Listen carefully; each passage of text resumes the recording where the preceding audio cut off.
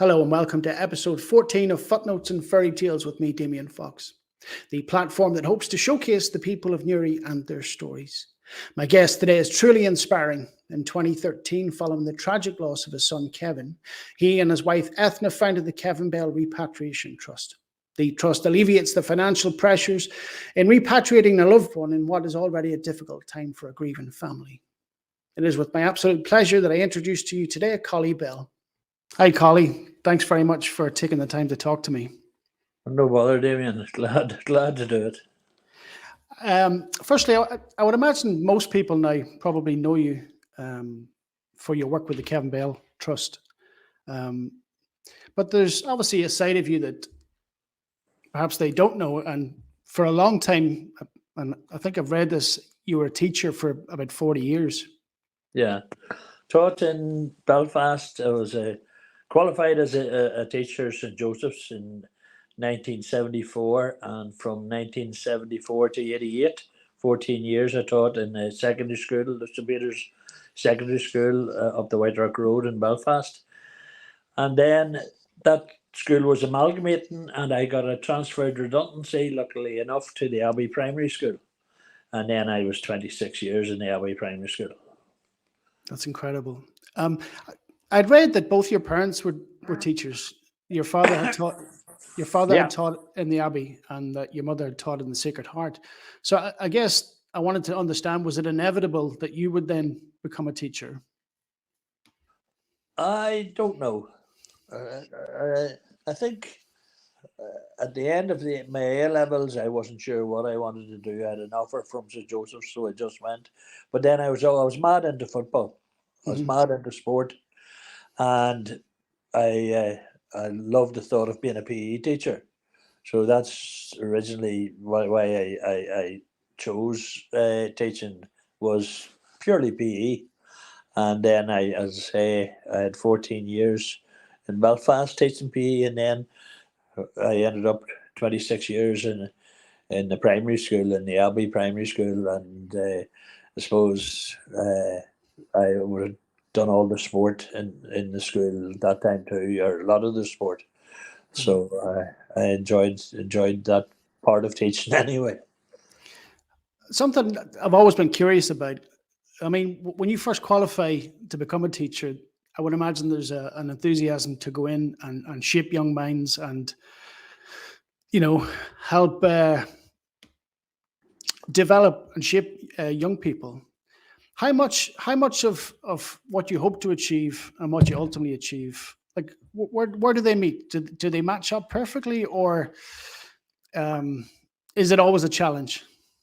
No, I don't know. And I don't know if I would be the one to say, but I enjoyed teaching, and I also I hope that the young lads in the class enjoyed having me as a teacher, because, as I say, sport was the big thing with me, and I just love being out in the yard or in the football field more than being in the classroom, to be honest. You know. And looking back on the 40 years that you taught, like what did you take from that? What did it do for you as much as it did for anybody that you taught? Oh, sure. Well, it made me very well known around Newry for starters, Hmm. and then so you got to know a lot. You got to know a lot of people, and then again, I would have played a lot of soccer and a lot of Gaelic, and would have been well enough known for that. So around the town, you would be well known, uh, Hmm. and Newry was always a brilliant town, and always had things to do. Always had great mates, and it was a great place to live. I'd read, and a lot of my reading comes from the same article. I'd read that in 1984, you and Ethna got married. That's correct. Yeah. Where did you guys? I presume both of you are from Newry originally. Yeah. Well, yes, we're both from Newry. We both lived in the Glen there at the bottom of the Dublin Road. Oh, okay. I lived towards the bottom of the Glen, and Ethna lived up at the top of the Glen. So whenever we're going out, she was able to collect me on the way down. And then I suppose quite quickly, and it was something that you had said within, I guess within 5 years, you said, or I guess you said 7 children under the age of 5. Is that correct? Well, the eldest two were 5 whenever Maeve was born, so she was number 7. Yeah, Sean and Kier were born after we were married 10 months, and then 13 months later we had Kevin and Brenton, and then we had Eamon and Connor, and Maeve was born just before Sean and Kier were 6. So really 7 under 6. Busy Yeah. household. Well, surely I. I And still it, got football though. You know? yeah. And of the 7 children, there was 2 sets of twins. That's right. Sean and Kira and Kevin and Brenton. Yeah. My hat goes off. Sean and Kira were actually 13 months whenever Kevin and Brenton were born. So we're like with four babies in arms, like. Yeah. Yeah. I often wonder, knowing that you have 7 children, my wife comes from a family of eight kids. And to be honest with you, I don't know how anybody does it. My wife jokes that I can't even manage the 3 that I have. And so much so that I moved to Switzerland. Did you not take them and the children with you? Oh, they came last year. They came for the first couple of weeks. The idea was that we come here and move. But I guess it is a culture shock, and obviously the language, young children, and schooling and everything. I suppose you're right.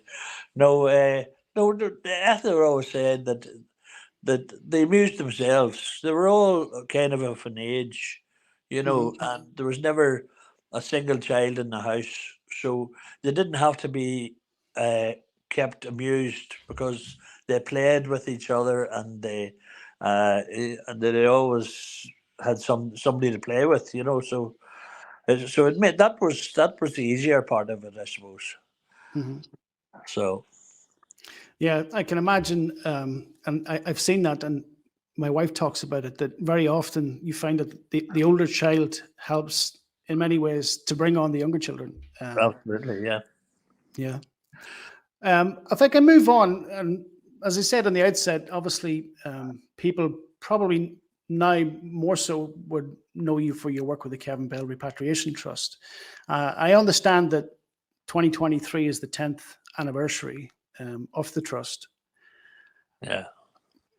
In your mind, I mean, that in itself is quite a milestone. Yeah.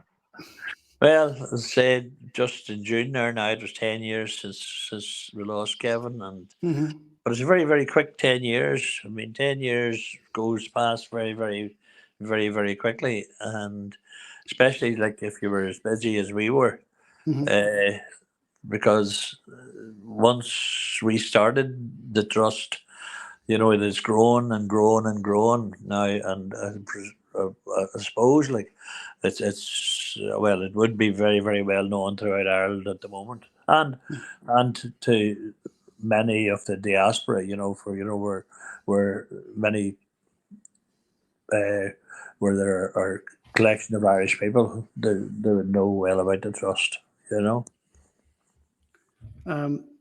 wanted to talk, and you're probably best suited to answer that more than anybody, given the experience and what you've gone through.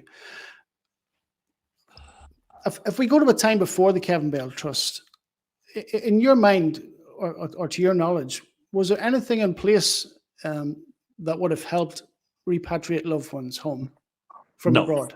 No, not as far as I know, and I mean the governments don't help. They'll not organise or they'll not pay for repatriation. And to be honest, we are the only repatriation charity in the world, as far as I know.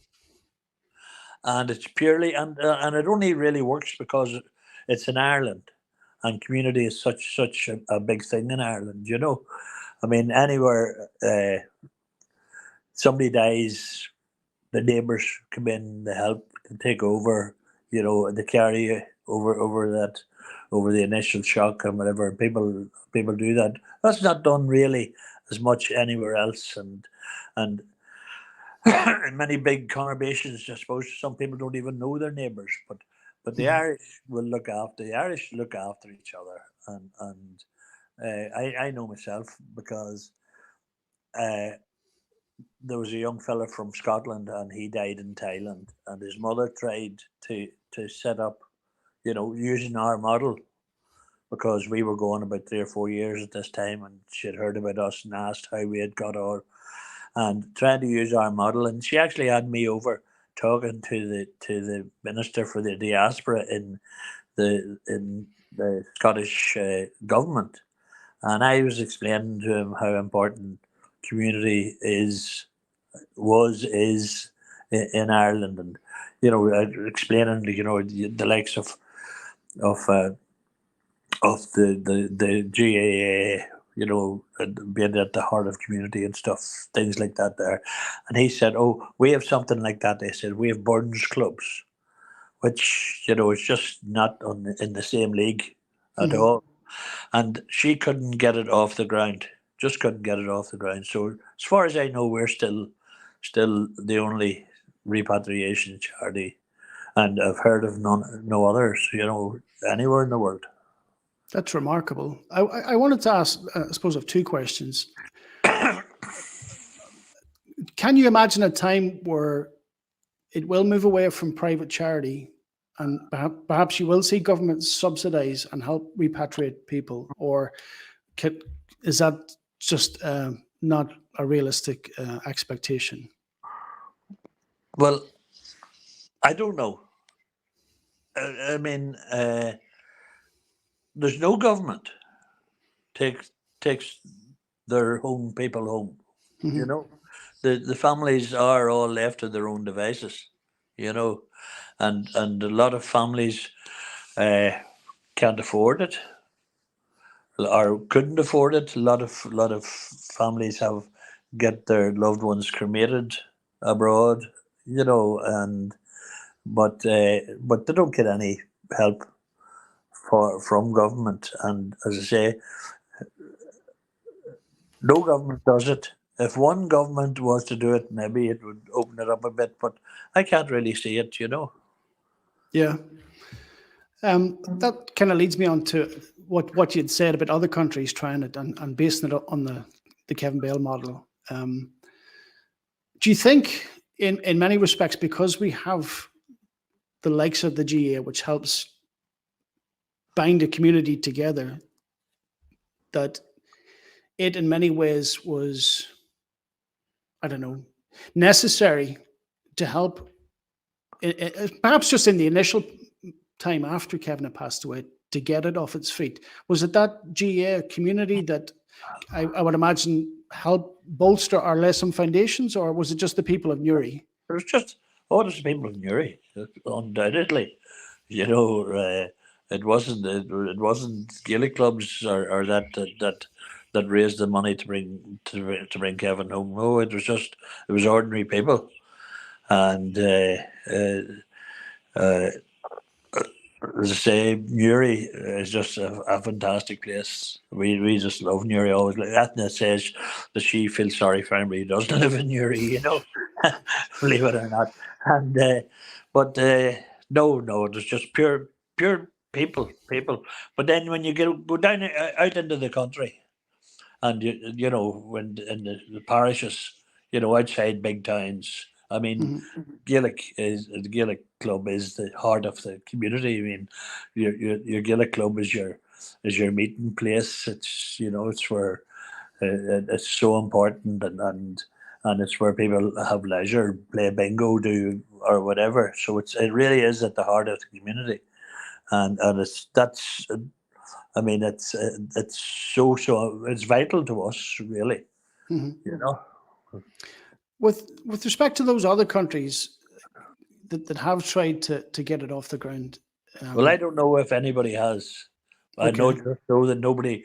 I don't know if anybody has tried, but I just know that nobody else is doing it. You know, if you Okay. understand. Yeah. Hmm. Um, that kind of leads me on. I wanted to understand because given that there was no blueprint in place to work off, and that you very much had to navigate this yourselves, like what were some of the challenges in the beginning? Because obviously Well, there's a lot of red tape, you know. yeah. Well, to be honest, I mean, this took on a life of its own. You know, we didn't set out really, to be honest, to start a charity. But what happened was, as you know yourself, that the people of Newry raised £150,000 to bring Kevin home. Hmm. Didn't cost that. We had all this money. It wasn't our money. Like we weren't going to use this money to go on cruises or round, big holidays and that. And it was a week after Kevin's death. It was only in the Irish news, or maybe it was on the news on television, that we saw about a young fella who had died in Thailand from Carryduff. Hmm. And we lifted we got in contact with the parents and said, "Look, we have this money. We'll bring your son home." Then the next thing, there was a young fella from Sligo the following week. Again, we contacted his parents, and we thought, right, well, as soon as this money's gone, that'll be the end of it.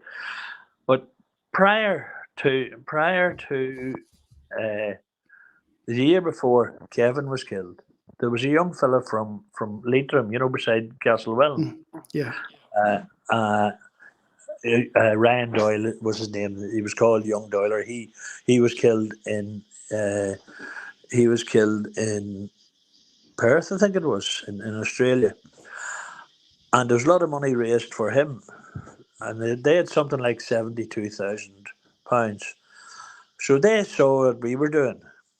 So they came to us and said, "Look, there's that £72,000 to add to your the money that you have." And then people started uh, doing fundraisers to pay back, you know. And then the next thing was you had more money than we started with. So then, now all the money that we had at the start, had gone into the credit union. So Hmm. we said, "Look, uh, right, we will make it Kevin's legacy." And we applied, but then of course we had uh, uh, Brenton Jackson in the credit union. We had all friends of Kevin, friends of mine, Damien, and that, and we were all, and we decided, right, we're going to go for charity status. Now, it took us about a year and a half because you just can't set yourself up as a charity. But it took us about a year and a half to become a proper charity. And then we said, right, this is a 32 county thing, so we'll have to get charity status down in the Republic. And so again, it took us about another year and a half to become a registered charity down south. And in the meantime, uh, Jimmy Deanahan was the minister for the diaspora in down south. He was and he contacted us, and we had a meeting with him, with the result that then, whenever anybody rang the Department of Foreign Affairs, if somebody belonging to them had died or had been killed abroad, obviously they would have got word maybe through the police or whatever, and they didn't know what to do, so they would contact the Department of Foreign Affairs, and then the Department of Foreign Affairs would give them our number, and then they would contact us, and then we would take over and do the repatriation and pay for it. And that's how it grew and grew and grew. I mean, in the first year, Kevin was killed in June. Up to maybe Christmas, we took home maybe 7 or 8 people. The Hmm. next year, it was about 30, 40 people. Then we had the meeting with the minister, and then it went up to 100 people. Then it was 150. Then it's went up to over 200 every year. And now, I mean, in July, they're just past 31 days in July. We took home 33 people in 1 month, from all over the world. But it's amazing. Like uh, we would say now, like it's not our trust. It's a trust by the people of Ireland in Kevin's name, because it's just the people of Ireland, families who maybe have gone through used the trust, or families or clubs and stuff who fundraise, excuse me, for us. But that their pays for the next family and the next family and the next family, and that's how it works. We're so lucky. That's I said. It's purely community. Mm-hmm. I suppose, I was trying to articulate this in the right way, and I suppose if I use a coin, it's very much a two-sided coin, in so much as it's incredibly sad that in June or July you brought home 33 people that they've unfortunately lost their lives, but it's very uplifting equally that you've been in a position to able to bring them home. So yeah, I would imagine mixed emotions. How difficult from the early stages bringing people home to now, because I would imagine in the beginning that you're having to navigate your way through this and establish relationships with undertakers and whatnot abroad, governments. Yeah, exactly. But obviously now you're at a point where you're well established. Yeah, we'll more or less have it off to a T now, because I mean, if somebody dies in Melbourne, one email will get the ball rolling. Somebody dies in New York, somebody dies in Thailand, somewhere, and it's only really where some country, like, I mean, we're taking somebody home from Colombia now. That's the first one from Colombia. But what you do then we use the the Department of Foreign Affairs and the consulates and the embassies, because they're on the ground there, and they would know.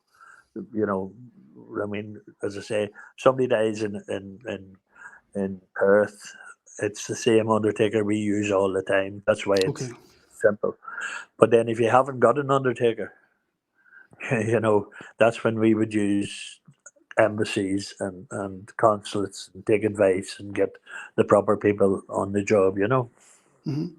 I'd read an article, and it talked about the fact that you had addressed the joint Oireachtas Committee for Foreign Affairs. I wanted to understand, I mean, it has to be a new and surreal experience in many respects, because this isn't something that you'd ultimately set out to do. I guess, given what had happened to Kevin and what you chose to do then going forward, what was it a case?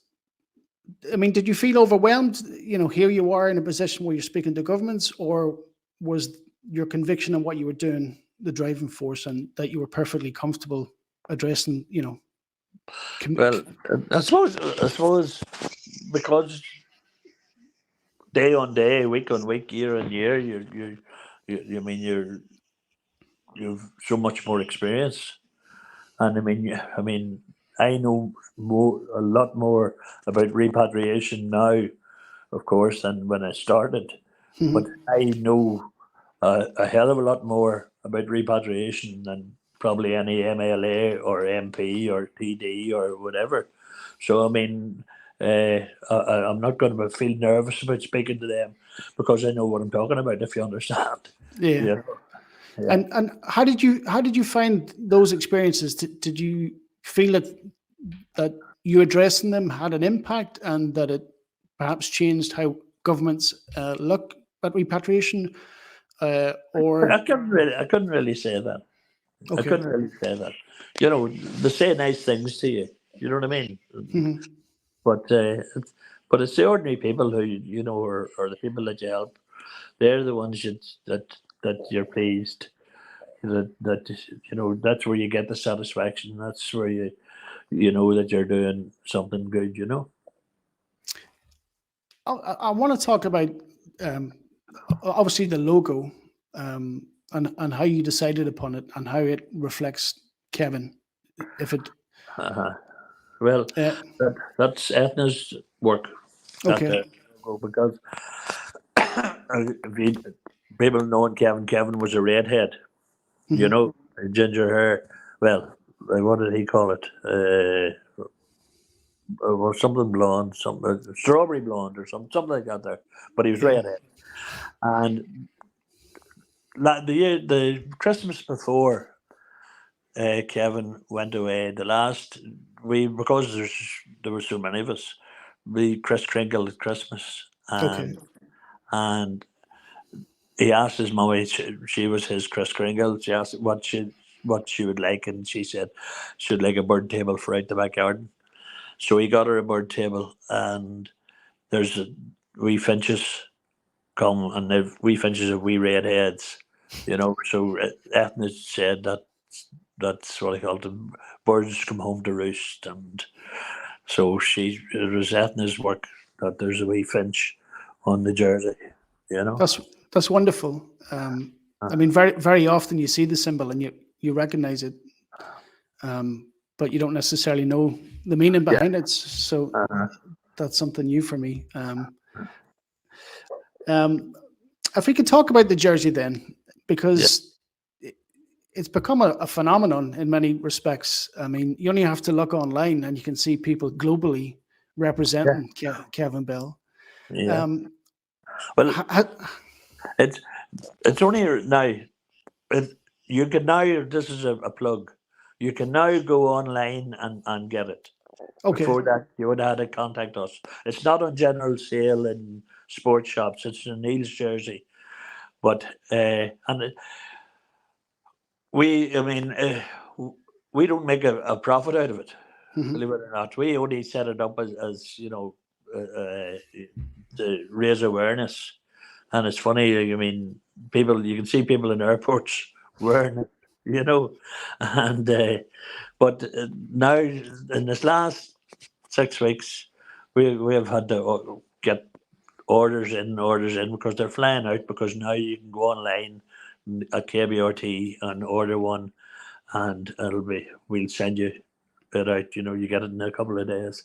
Other than that, it was every now and again somebody would ring the office and say, "How do you get it?" And Mhm. because they're in the office, but now they're what do you call it? So the price is going to go up. They're available through your website. Is that Yeah, yeah. Go okay? through the website and you can order the jerseys or the polo shirts as well. You can order them. Has the jersey, and I would imagine has it surpassed all your expectations whenever you first created the jersey? What it's Ah, become? yeah. Oh no, there's only a sort of as I say, to raise awareness, but now you see in Woodlawn where Kevin was killed outside, they dedicated a bench to Kevin, and now people put on the jersey, and if they're in New York, they go to the bench and they send us a photo, and it's brilliant.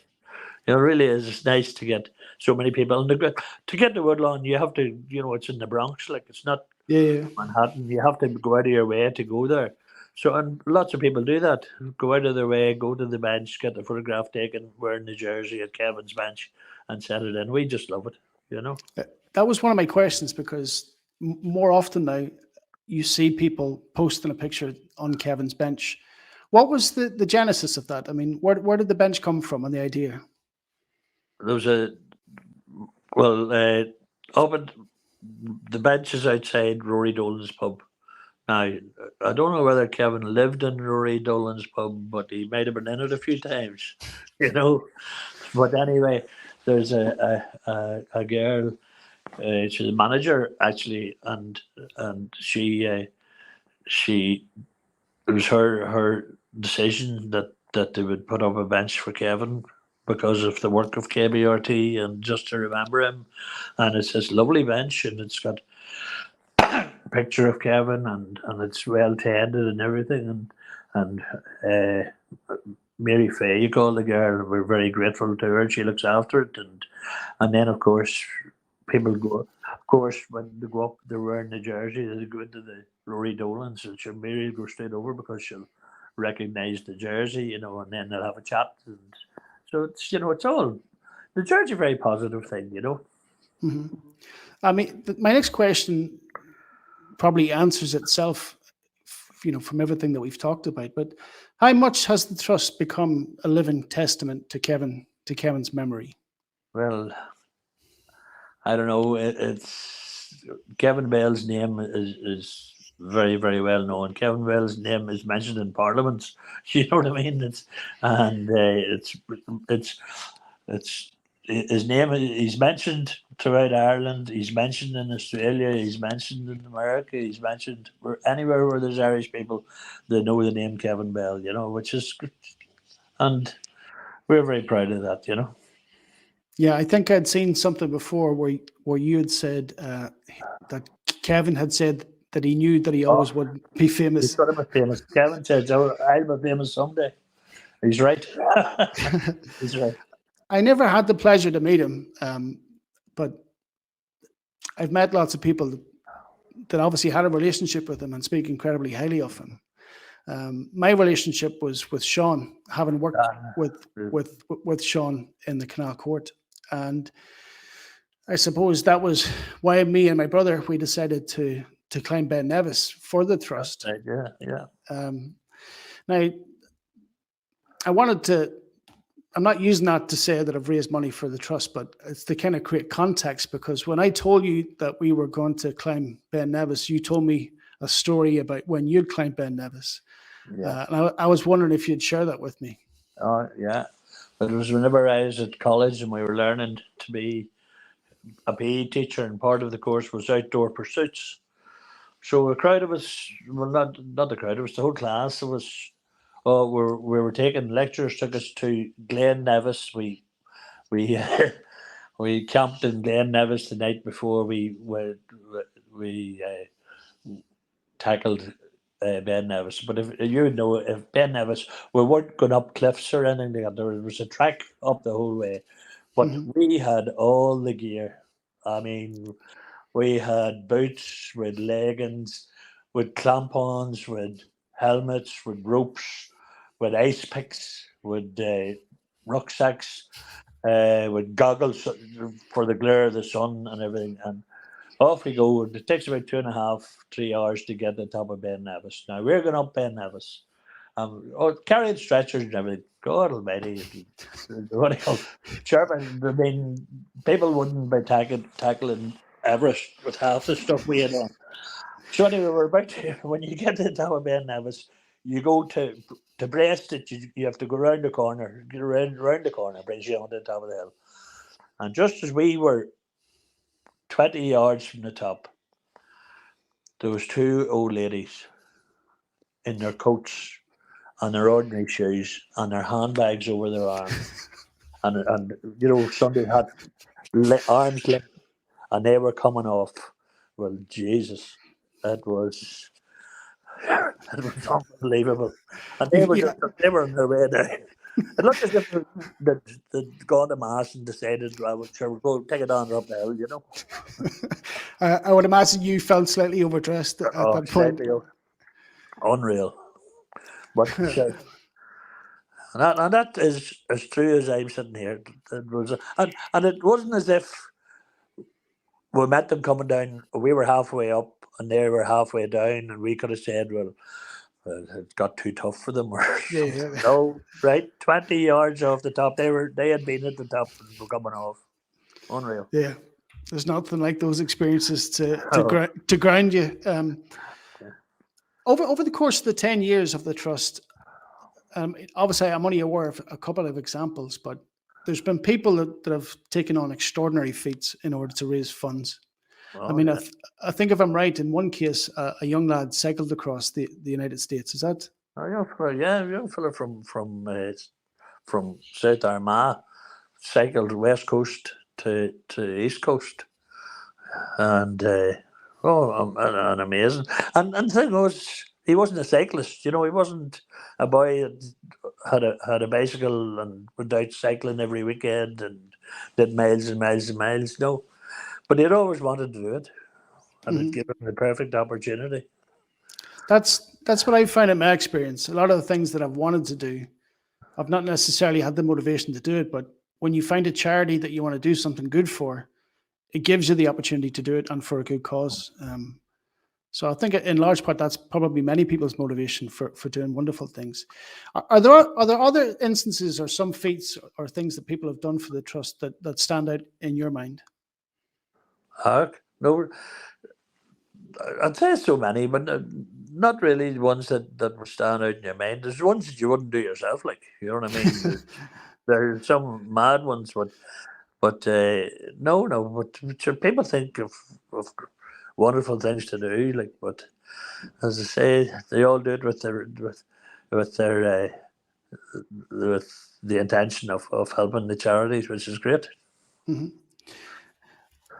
In many instances, and I think this is a testament to both you and Ethna, um, you travel quite broadly to meet with people that have done something in order to raise funds.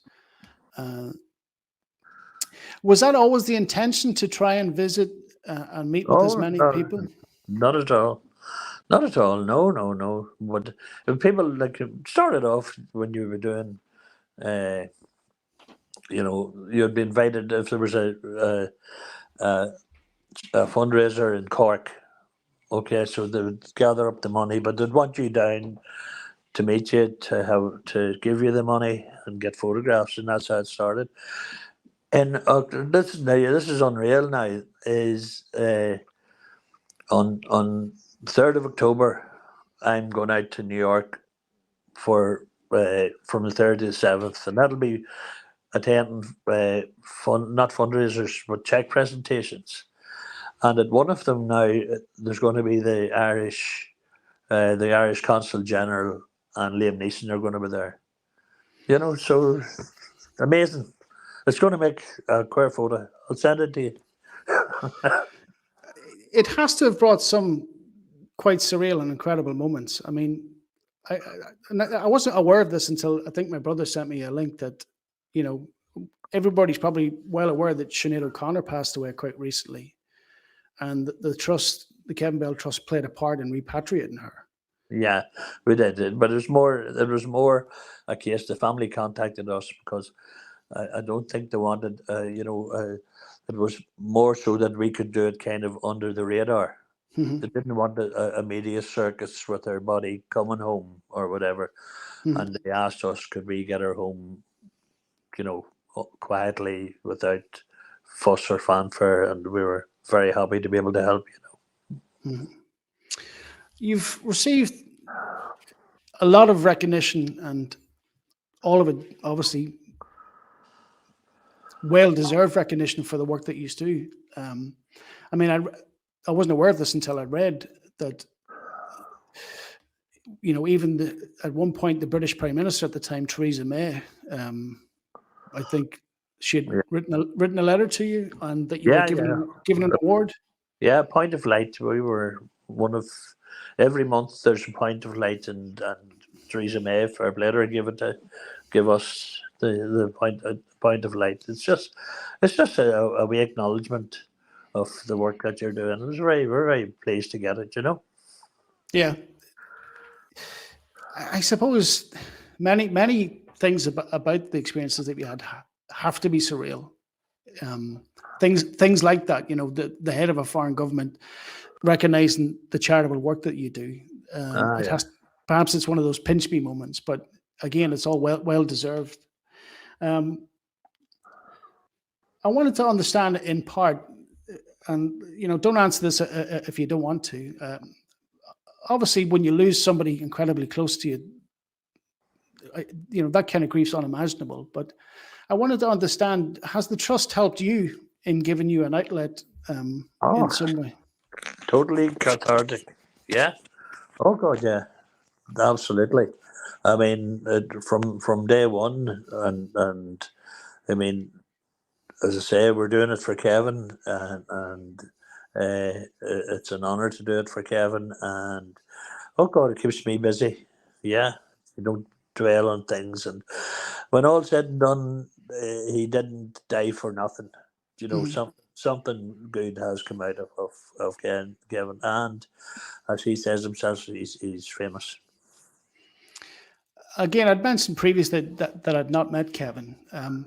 If you could give us a sense of him, I mean, what I've gathered from other people is that he was a warm, cheerful, bubbly, funny personality. And um, so, Oh, I you're mean, Oh no, he was pretty quiet enough. He would have been quieter than his twin Brendan growing up. But then, when he hit 16 or 17, he developed this personality, and he'd do anything for a laugh, you know, and would do and did plenty of things, and he's the sort of way. If you were in the room with him, you'd know he was in the room, that sort of way. But yeah, I know he's a good lad. Like he just enjoyed crack, and he enjoyed life, and enjoyed a bit of travel, but it didn't do anybody any harm. yeah. If I could move on a little bit, and obviously, I've understood you to be a lifelong kind of GAF fan. Um, am I right in saying that you're a Down fan? Oh yes, Okay. totally. Yeah, yeah. Just wanted to Are clarify. And you gonna you starting shade now? Oh, sorry. no, you're okay. You can curse. Um, I'd seen in something that I read that the trust was awarded the GA President's Medal. Is that correct? Yeah. Well, myself and Ethna, we got the President's Medal. Was it 2014 or 15? Yeah, presented by Liam. Liam. He was the president of the GA at the time. It was very nice. It was a lovely honour to get. Yeah. I originally planned it in my introduction to mention the fact that you're most likely a long suffering Down fan. Yeah, Um, but given I've had my good days too now. that's what I wanted to talk about because obviously they've gone through a drought, but GA has probably played a big part in your life. And I Oh, wanted to talk about perhaps some of those more poignant memories you have, even growing up, because Down has been incredibly successful. And I wanted to see if you would recollect some of those happier times. well, I mean, I was very lucky. I mean, I played all my Gaelic with Yuri Mitchell's, and I was lucky enough to have played in the same Yuri Mitchell's team along with Sean O'Neill and Kevin O'Neill and John Bannon, Val Kane, no super players, and right through the 30 years or whatever I was playing for them, I was playing with some, you had the Ruddy brothers, you had the Durkin brothers, you had super players. And then, uh, what do you call it? I played minor under 21 with Down myself, and I was invited into senior panels. But I was also a soccer player. I played 7 years with Newrytown, so I mean I couldn't commit. So, but having said that, the best days were always following Down, and yeah, brilliant. Mhm. I remember as children, and I mean, I wasn't too aware of what I was going to see but my parents had brought us, I think it was the early 90s, maybe 1992, 91. I think, if I'm correct, Down had won maybe two All Irelands relatively close together. Well, the one 91 and 94. Okay. But we were brought down to the Shamrocks, to see the team off before they left for Dublin. And I remember the likes of, DJ Kane and Paddy O'Rourke and Mickey Linton and stuff signing hats and stuff for us. Yeah, remarkable. Brilliant. Yeah. Yeah, hopefully good times return. Oh Um, yeah. Oh yeah. Plenty of We're on the way back, no doubt about it. You touched upon it earlier. Again, a large part of what I'm doing is speaking to people from Newry and telling their stories. And hopefully that it's a representation of the best of Newry and showcases the best things about Newry. Charity is in many ways central to Newry. It's part of the lifeblood of who we are. I mean, I don't think you can drive through the town on any given day and not see somebody out with a bucket raising money for something. Yeah, but I mean, the charities in Newry themselves. I mean, there's the hospice and there's Pips, there's ourselves. There's so many great charities. But I actually heard, I don't know whether it's true, but a lot of charities, when they want to announce something, will announce it from Newry because Newry has such a great name. It's such a uh, uh, uh, background of charitable works and stuff, and Newry people are always like that. Even if they Mhm. had nothing, they would give you their last, bit of bread. There's unreal.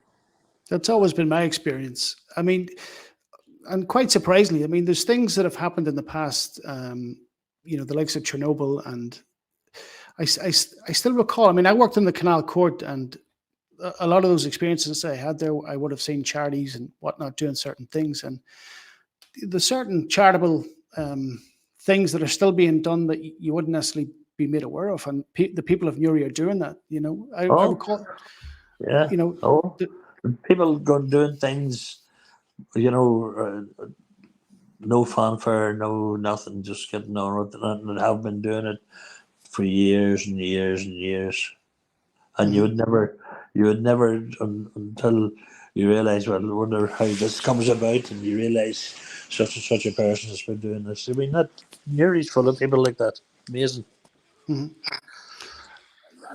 The trust obviously would take up, well, perhaps you can answer that for me, but it would take up a chunk of your time. Um, is there any part of it that,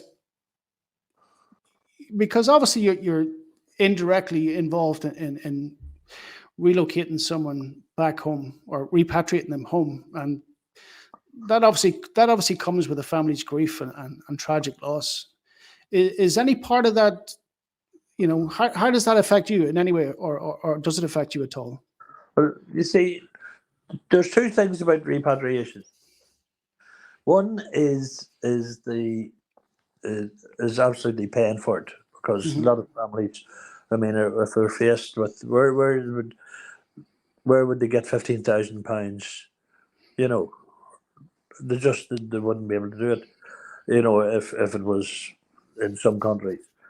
Or the second thing is they're just after getting the worst news, whether it's through a phone call for a policeman arriving at the door or whatever. What do you do? Who do you go to? Hmm. What do we do now? Like who do I have to talk to or whatever? But if we get the phone call, if family rings us, and it's just as important. You can say, right, okay, let us know where the person is, and then you don't have to do any more. We'll we'll do the rest. We'll get them home. And I think that's as big a part of it as paying for it. Hmm. Um,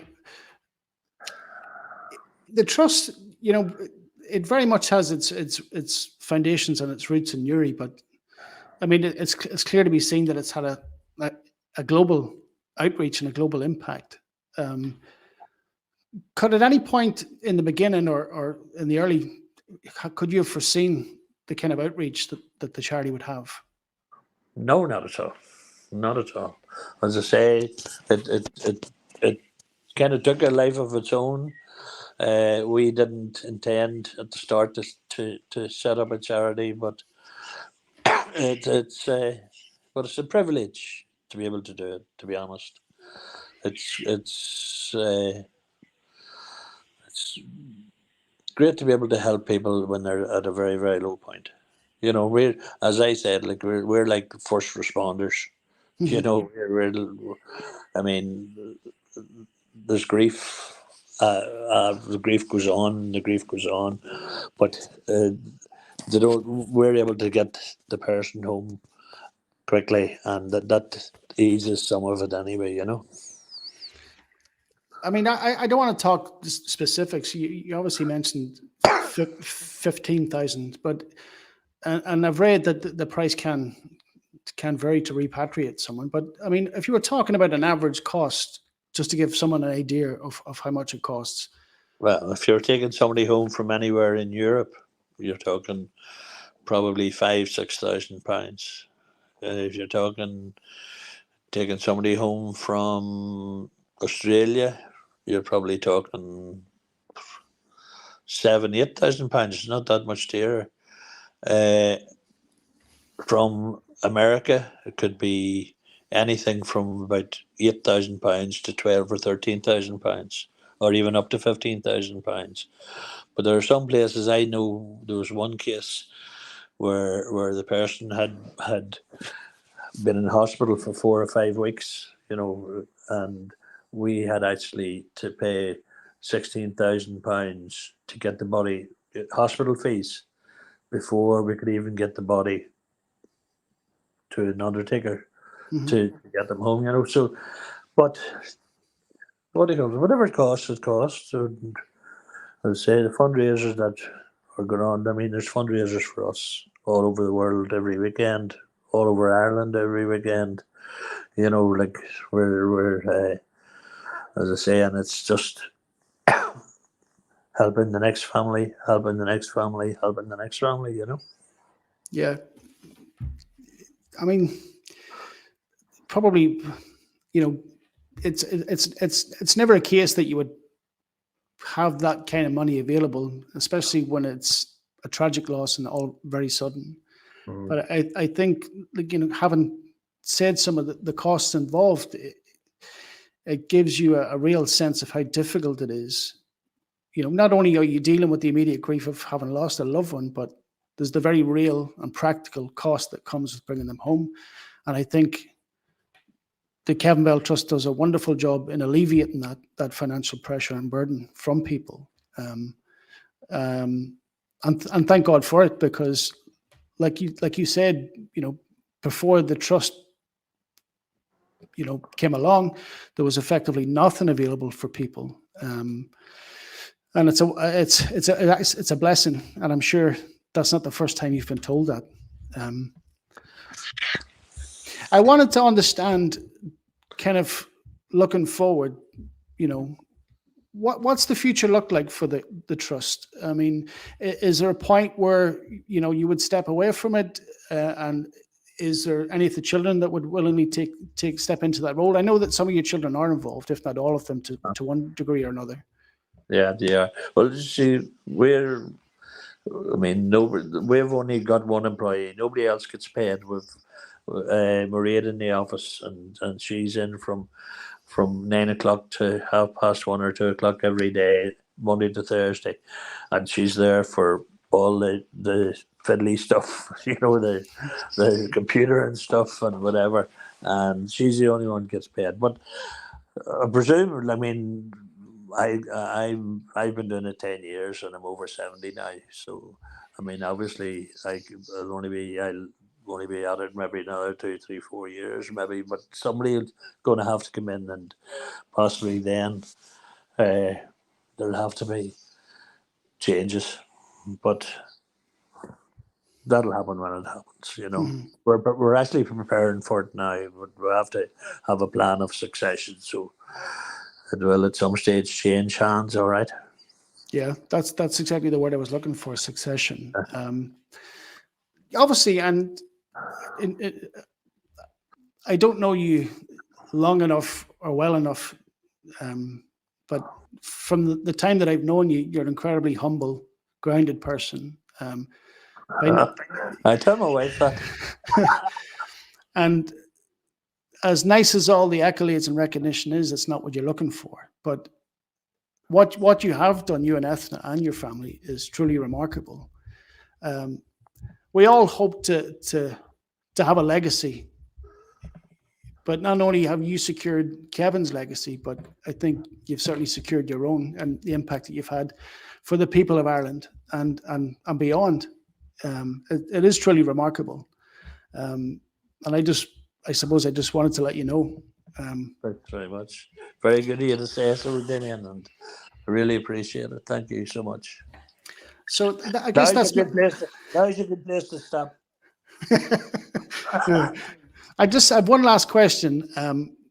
Obviously, you've had an incredible impact in what you do and the work that you do and continue to do. But if I ask about you personally, and is there someone in your life that's had a remarkable impact in inspiring you or shaping you, or Very simple, yeah. My dad. My dad was just. If I was anything like my dad, I'd be happy. To be honest, yeah. he taught at the Abbey as well? Is that correct? He did, yeah. Well, he was 43. He was 43 years in the Abbey, yeah.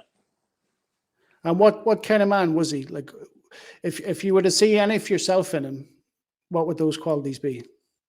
Yeah, he was funny. He liked people, and he was he was a good man. Just Yeah. that's all we can say. I'll say it of my own father, and I've never said it to him. And if he watches the podcast, hopefully he's a short attention span, and only watches the start. But if he were to watch this the whole way through, I would say it's him. And it's not for what he says. He's a quiet man, but what he's demonstrated is an incredible work ethic.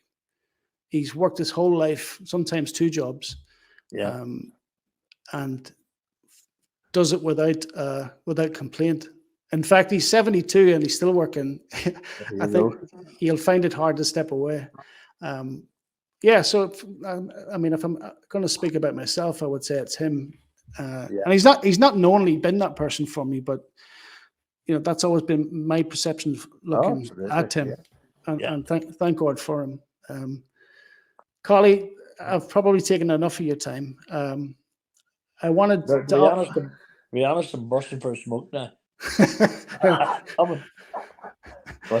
But honestly, Damien, it flew, and I really enjoyed speaking to you, and appreciate the opportunity, and thank you very much. No worries, Collie. Thank you so much. I'll talk to you soon.